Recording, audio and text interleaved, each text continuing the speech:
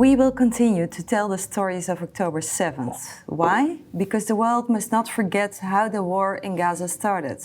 Today we have in our studio two impressive people, Shani Teshuvah and Moshe Marwik. Shani survived the attacks of October 7th and Moshe was injured while fighting the Hamas terrorists in Kibbutz Sufa. Both welcome. It's a pleasure to have you here. Thank you for having us. Thank you so much. To start with you, Moshe, you got injured on October 7th. How are you doing now? Thank you. I'm getting better. Thank God. Still have a little work on my hand. Took a couple bullets, one in the shoulder and one in the hip. Yeah. But thank God, I'm getting better. You're getting better. Day by day. Yeah. And Shani, how is your family doing right now? Because you lived in a kibbutz very close to the Gaza Strip. Yeah, we live in Kibbutz Zikim, which is about a kilometer from the Gaza border. Yeah. And we actually went back there just a month ago to live. We're trying to do our best. Yeah, and your family is now in Israel. They're now in Israel, yes, at home. Okay, so Moshe, you are originally from the United States. You were born there, you were raised there, and you made Aliyah. When did you make Aliyah? So I'm originally from Baltimore, Maryland. At the age of 18, I came to Israel for a program for a year. Decided, wow, I saw what was going on there. I saw the people, the warmth, the beautiful lands, but more than that, just the people caught my eye. I decided to stay for another year, and in that year I decided I'm joining the army to serve and help protect the families living there. Yeah, and what about your family? Are they also living in Israel? My family, no, they do not live in Israel. I left them behind and came to Israel. So you came on your own? I did. That's a big decision. It is. It is a big decision, and I stand with it the same as I did then today. And I think it's one of the best decisions I've ever made. Yeah, why? I think Israel is just such a, when you come and really experience and see it for yourself, just the people, the family feel that you get there. Everyone wants to help each other out. Everyone, doesn't matter who you are, Jewish, Christian, Muslim. At the end of the day, if you really come and feel for yourself, get a sense of what the actual mindset is there, you'll be astonished. Yeah. So, Shani, you were born in Israel. Do you recognize these kind of feelings that Moshe is describing? Completely. I was born there. My parents are American, and they did Aliyah, and they moved to Israel, you know, because they were Zionists and they want to fulfill that dream. And Israel is not like any other place in the world. I mean, our luck is our people. And there's something very, very special about the way we can stand with each other, not knowing each other from 5 minutes ago and feeling that we are completely connected. Like a family feeling. Exactly, it's like a family feeling. And I don't know if different nations around the world have it when two different people meet wherever in the world. If they're Israeli, there's always a connection, and that's really, really special. Yeah, let's start with your story, Moshe, because you were in the army, as you just told us. Where were you stationed? Where was your base just before October 7th? Right, so my base is called Sufa, and it's stationed next to Kerem Shalom. Many people have heard of that from the news. About a kilometer away from the border. Is the border crossing. The border crossing, right, that now gives a lot of humanitarian aid to the Gazan residents. I was there, it's about 500 meters away from that base, right next to the border. Our position was patrolling, guarding the base and the neighborhood surrounding. We got up at 5:30 in the morning, regular schedule day as we thought. At about 6:30, hundreds and hundreds of rockets flying overhead. No one knows what's going on, what to do. No real commands coming from the chain above, because everyone was pretty confused as to what's going on. Yeah, you say you're confused because of all what happened. Were you, as an army base, prepared for a possible escalation? We were not prepared. We were prepared as much as we could have been for confrontation, not anything on this level of war, as we learned, right, from me just learning that days after, from waking up in the hospital, pretty confused as to what had even happened, not knowing that it was all over Israel. on the whole border and not just in my vicinity. Right, okay. So Shani, you lived in Kibbutz Zikim, which is actually on the other side of the border with Gaza, on the northern part. What was life there before October 7th? It was the best place in Israel to live. I know a lot of people think that how can you live there, or was it scary all the time? In Zikim, we had such a great sense of personal security that I could go to sleep at night without locking my door. Kids could run around free. I was telling you before that my 12-year-old daughter, the night before, on October 6th, took her skateboard and she was standing at the door. And I remember it specifically with this handshake. She said, "Mom, don't worry. If there'll be rockets, we'll go to shelter and then we'll go and pick up our skateboards. I'm out. Bye." And she and all the 12-year-old kids of kibbutz were on their skateboards until 3 o'clock in the morning because it was a holiday. And we went to sleep knowing that they're safe. Worried. And if there'll be rockets, the kids know what to do because we knew how to handle rockets. But actually what you're sharing now is for me, not living there so close to Gaza is very strange because you are living under constant threat of rockets, and not one rocket, not 10, but thousands of them during the course of years. Did you feel safe there? Because you know that there was a constant threat. We felt safe. We felt safer because we knew that there was a wall, there was a barricade that was built that went 70 meters down under the fence. It went to the beach. They had all the high-tech precautions all around, and we were not afraid from terrorists coming in. No. I would just highlight that this is a constant threat, rockets flying overhead. That's like Israelis, the people, the families, kids, women. They're all very used to the fact that you just, in the middle of the night, you can wake up from a siren, rockets overhead, even explosions from the rockets firing. I think everyone can agree from the people of Israel, no one wants war, no one wants confrontation, no one, we almost like are yearning for peace, which they're not giving us any choice but to defend our people. So you actually get used to the fact that there were rockets, or there was a threat of it. But then October 7th came. How did you wake up that morning? I was already awake. I woke up early in the morning. I usually ride my bike, and because I feel so safe, I ride by myself. I like that quiet time early. Saturday mornings, I have a specific route. I go with my bike to Zikim Beach. I go to the Army base, to Netiva Asara, the Erez border crossing, and around through Karmia Nature Reserve. It's about a 25-kilometer route. I ride my bicycle. I always feel very, very safe. That morning, relaxing. That morning, I woke up, I started getting prepared, and at 6:15, I remember specifically looking at the time, sticking my head out the window and saying, it's not as hot as I was last week, and I'm going to give myself an extra 10 minutes before I leave the house. And if you know the Israeli summer, it's really, really hot, and when it's hot, I always leave early, and I'm always out the door at the time that I said to myself that I'm going out. And that morning, I decided to stay for an extra 10 minutes at home. That decision saved my life. In which way? Because everybody that went on that specific bike ride that morning did not come back. Sure. They were all murdered along the road. Yeah, because at 6:30, that was the moment that 6:29, 6:29, exactly. It was thousands of rockets. Later on, a lot of parts of this story we found out only later on. There were over 2,000 rockets in the first hour that were shot on the Gaza envelope. So at 6:29, just hundreds and thousands of rockets flew overhead. I was awake. My husband jumped. We ran and grabbed our kids, ran down to the safe room. The window, of course, was wide open, and there were so many rockets, we did not feel it was even safe to stand up and close it. We just laid on the floor. At a certain point, when it didn't stop, we did close the window, and it just kept flying overhead.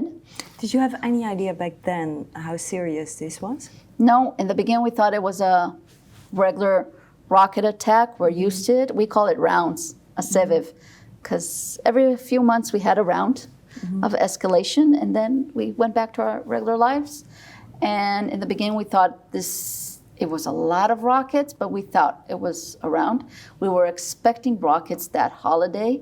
There was every holiday season, there is tension in the air. So we were expecting it. Right. This was the end of Sukkot. So Exactly. We expected it.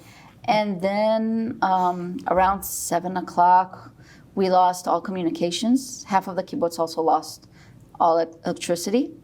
And we later found out that there was a cyber attack on the northern part of the Gaza envelope. So we also had no communications and no idea what exactly is going on.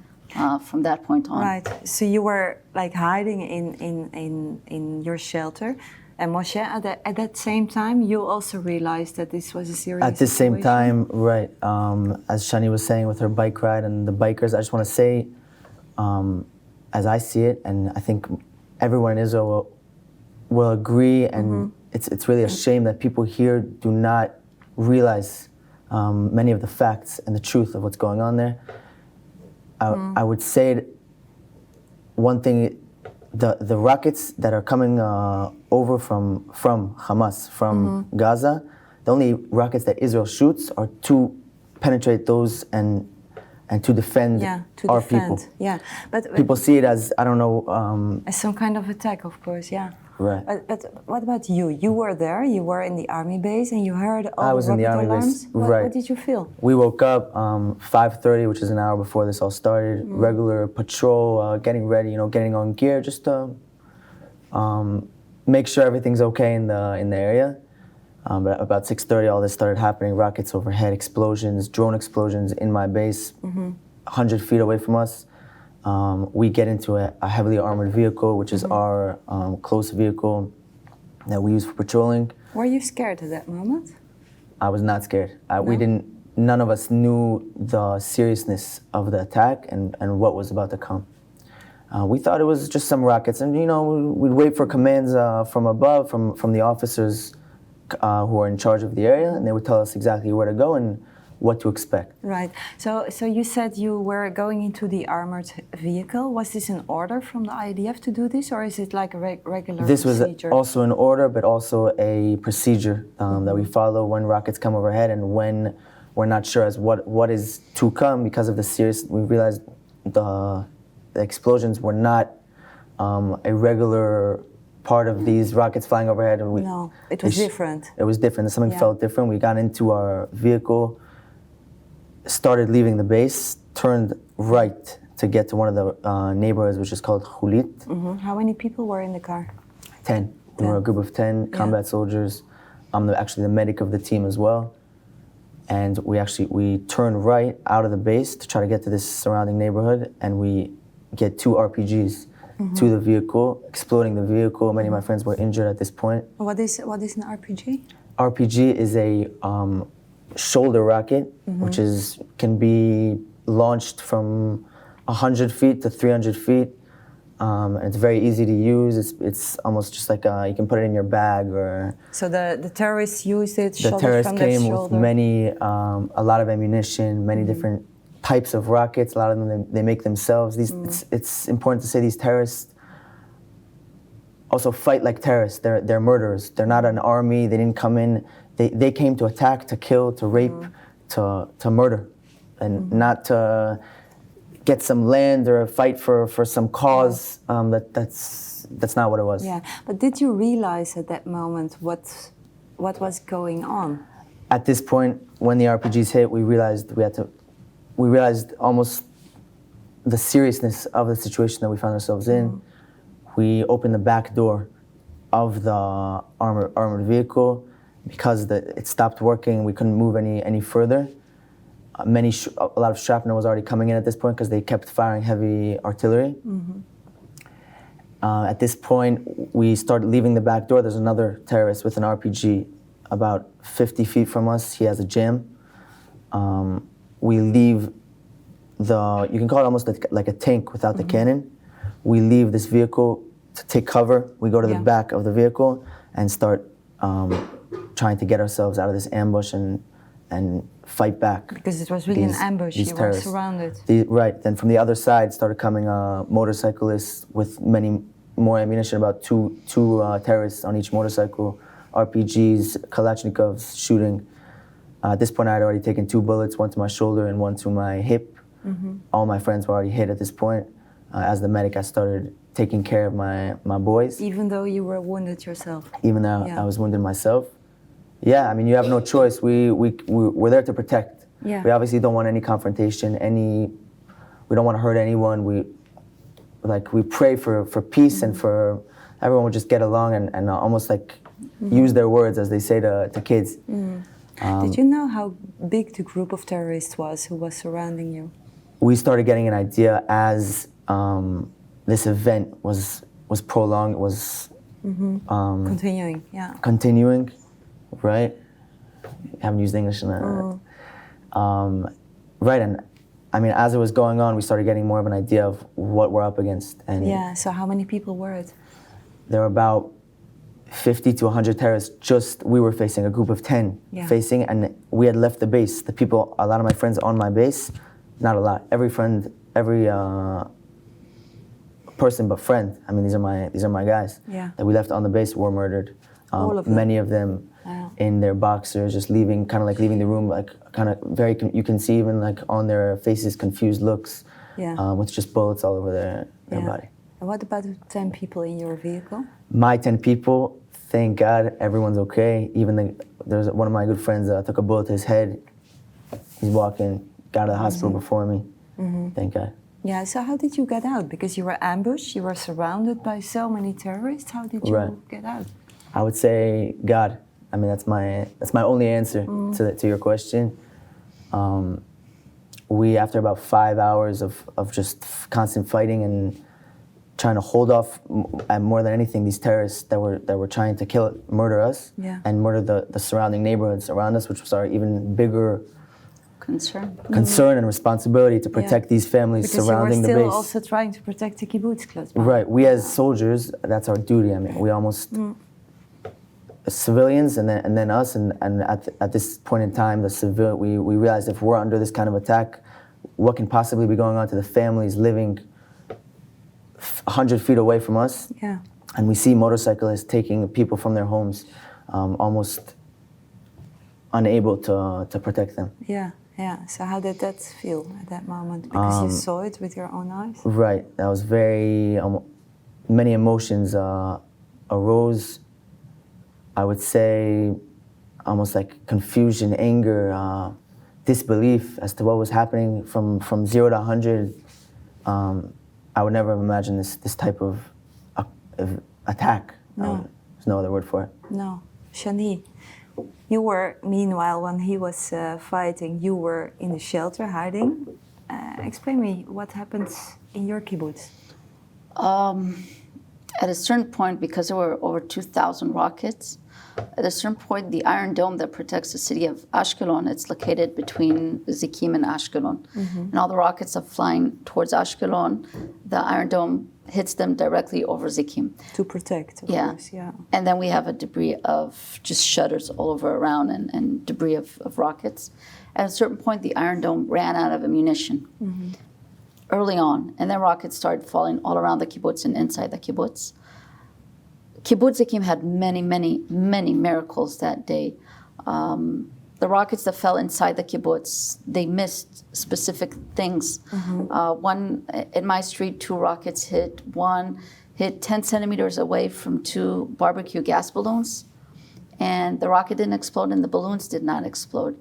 One of them did hit a car and did explode, and we heard that something happened. Both my husband and I are medics. He ran out to see if anybody was injured. He saw that it's just a car. They put the fire out. And then someone from the emergency response team came and said, we have wounded. If you can bring your car and help us evacuate the wounded. Yeah.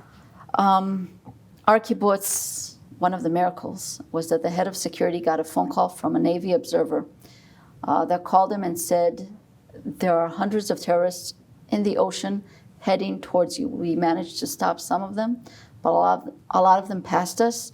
They're heading towards the army base, they're heading towards the beach, and they're heading towards your kibbutz. Yeah. that gave him a few minutes To prepare. to prepare. And the fact that they spread out on the fences meant that when the first terrorists came to the fence of the kibbutz, they stopped in front of one of the emergency response team's vehicles, and a fight started there. Hadn't they have been there before, the terrorists would have gone into our kibbutz, and the story would be the same as Nir Oz and Nachal Oz and everybody else. But that phone call gave him an extra advantage. Yeah. So at that point, there was fighting going on that we could all hear. This is 100 meters from my house, and we are hearing grenades and RPGs. And I did not know these are grenades and RPGs, but I'm hearing fighting that's very different. And you realize these are not rockets. Something's going on. We have no communications. Just imagine on a regular day, everyday basis, if you lose your phone for an hour, how That's already a problem. Yeah, how disconnected you feel. And all of our emergency announcements go through WhatsApp, and no one knows what's going on. And at a certain point, I'm with my kids alone in the safe room. Rockets are still exploding all over the place. My husband joined the emergency response team, and later on he told me that what they were doing at that time was physically running, unprotected, unarmed, from door to door around the kibbutz, letting people know a tiny bit of what's going on all around, and telling them they're not allowed to leave the kibbutz because you had like a protection around it. we had no protection around. We had terrorists all around the kibbutz, but usually in these rocket events in previous times, people used to take their kids under rocket attacks, throw them in the car, and drive out of the kibbutz so the kids don't experience this for long. If they would have done that on that day, they would have come directly in front of terrorists. Yeah. Someone needs to tell them this. The only way is to run door to door under fire and let them know you're not allowed to leave the house until further notice. So this is how our kibbutz was saved. Yeah. At a certain point, we did get communications. And, 1,000 messages coming in, 1,000 messages going out. And my next door neighbor, she's a single mom of a 7-year-old kid. And her daughter went to visit the grandparents for a fun weekend at the grandparents' house. They're from Nir Oz. And she had no idea what's going on. And in that short period of time that we got communications back, she called her mom. Her mom and her daughter were in the safe room hiding. The father, no one knew where he was. And when they called her sister, someone answered in Arabic, and she was abducted. No.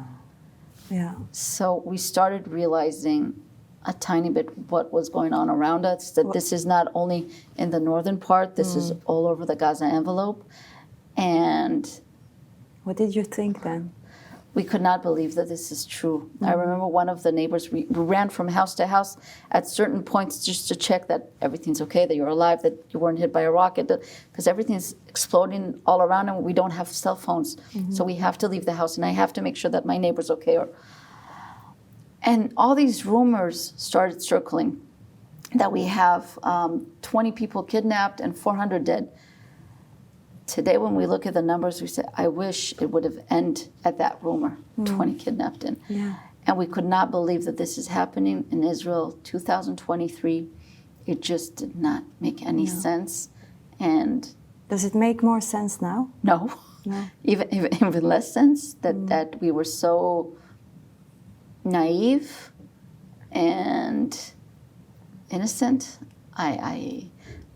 It does not make more sense, and we have more and more questions as time goes on and as we find out different parts of the story, because we still do not have the whole picture.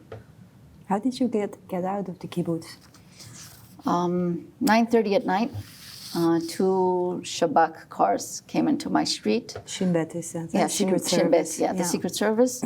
Someone from my street, her father worked in Shin Bet for many years, and she called him. She called his friends because, and she said that she needs help getting out. She's with little kids in the house, and her husband is not in Israel at that time. She needs help getting out of the kibbutz. They came with armed vehicles, and they passed between the houses, knocking on doors, saying, we're going to escort a group out, and we'll come back to get who's ever not ready now. We're gonna get you. When they came back, they said, okay, the road outside to leave Zikim, we think it's clear. There are burnt vehicles on the road. Watch out. Drive. Just drive straight, drive fast, and do not stop. And 9:30 at night, I grabbed my 2 kids. We said goodbye to my husband. He stayed with our He stayed with our emergency response team. We said goodbye and ran out to the car. There's a routine. I ran out. I started the car. Then I ran back into the house because rockets are flying overhead all the time. Run back to the house. Run out with the suitcase, throw it into the car. Open the doors. We say goodbye. Then we run to the car. We close the doors. I start driving out. In the end, I left by myself. My 12-year-old daughter took her phone and did a video of the sky as I'm driving out. And you see just rockets flying. Still flying over. Still flying overhead. As we left, complete darkness. You could see, looking towards Nativ Asara, you can see flames and something going on there. And we're just driving. I drove really fast that night. Usually it takes me about an hour and 10 minutes to get to my mother's house in the Jerusalem Mountains. It took me 40 minutes to get there. I drove through all the red lights, through everything, under fire, just getting out of there. Only when I got there and I let go of the steering wheel did I realize how terrified I was at that drive. Not telling my kids that, but I was terrified completely. Of course, yeah. And later on, everything just started to unfold. Don't remember everything that happened. No. Later on. Yeah. So Moshe, you shared that a lot of people from your army base got killed in the base. So when did you hear about that? Right. Only I imagined, having been outside of the base fighting with these terrorists and seeing the amount of them coming towards us and coming and being able, unfortunately, to get into the base. I only imagine how many of my friends who were still sleeping at the time or unprepared for this kind of event or attack were going through on the base. I didn't think to myself that it would be that number of deaths, unfortunately. Only a couple of days after waking up in the hospital and coming to senses as to what had happened on that day, I found out and only then you found out. Yeah, yeah. So do you think back about 7th of October a lot? I do. Yeah. 100%. I think anyone who doesn't is lying, and I don't think anyone can really digest and really grasp what happened that day, why it happened, how it happened, the ignorance that people in America protesting everywhere, here in Holland, all over the world, not knowing the facts and what really happened, and just it's a real shame. Yeah, talking about that, because now in the past few weeks we see in the Netherlands, just like it was a few weeks ago in America, that there is a lot of university protests and that people are accusing you and your army of committing genocide, of killing children, of killing women. What is your answer to them?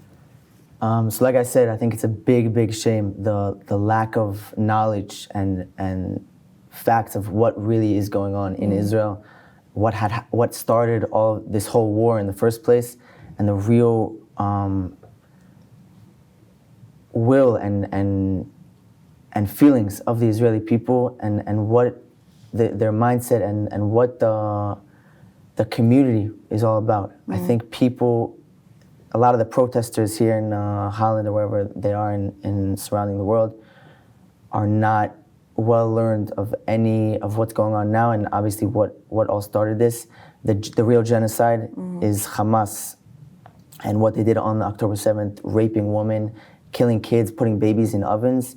I think after hearing that, only people that really don't know the facts or are just being misled by other people and propaganda, which Hamas is very good at, leading them to a understanding that Israel, who's defending their people and yearns for peace. It's almost like it's very sad to see from Israel, or to see anyone who really knows what's going on, these protesters and these people that really don't know. No, they really don't. no. They don't know what's going on. So what would you say to them, Shani? To the protesters? Yes.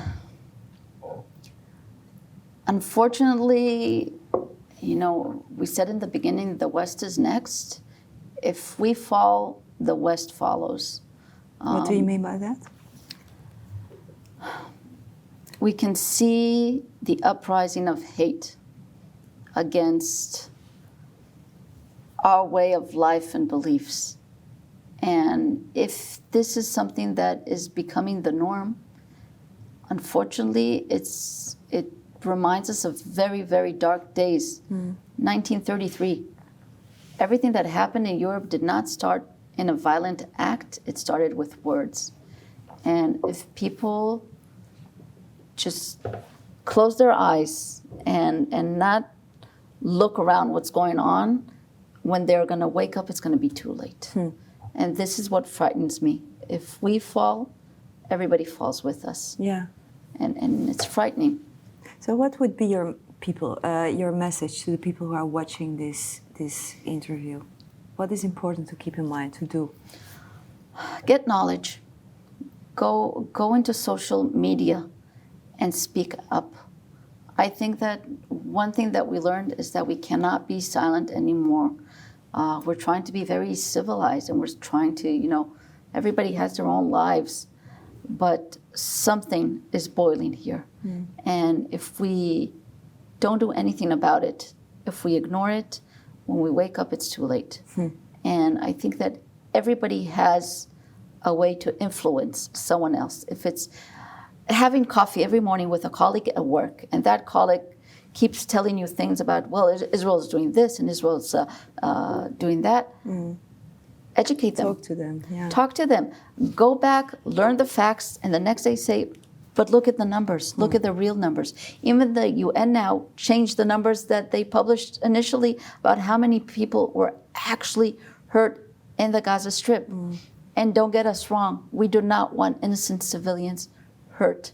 This is the difference between us and them. Yeah. We try to protect. So education. What about you, Moshe? What would you advise to the people who are watching this I would show? advise, very similar to what Shani is saying, get knowledge, learn what's really going on. Yeah. I think even funny part about it is not funny, but Hamas is a hate organization, not just against Jews, against Christians, against gay people. The whole realm of this war is, I would almost say, Israel is protecting these people that are protesting against them, because if there wasn't Israel, they'd be the ones targeted. And that's something that people just, if you understand that, I'd be like, this whole protest is a contradiction. Like, you know what I'm saying?